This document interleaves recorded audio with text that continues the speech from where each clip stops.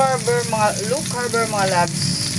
Kasi wala akong mantika. Mahal ang mantika na olive oil. Then, ang pwede lang kasi sa low carber, yung coconut oil.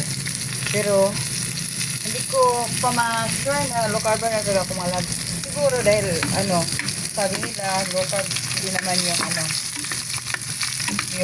kumakain ka na ng kunti, sa kunti-kunti, hanggang masanay yung ating katawan. Hanggang masanay yung katawan natin mga loves sa pag-low carb. Ayan ang karne baboy mga loves, pwede sa low carb. Mga meat, kahit anong karne. Kinukuha ko lang yung yung oil para maluto din itong ating isang manok. Ayan guys,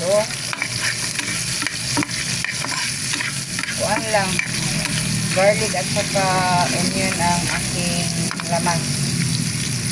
Tapos ilalagay ko na ito. Ano to mga labs? Yung sikwa at saka kuan sayuting.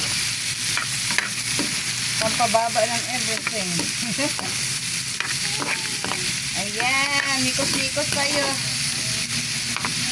Yun lang ang ating mga loves. Tapos lalagyan na natin siya ng asin. Asin lang ang ating timplada. At saka kunting powder.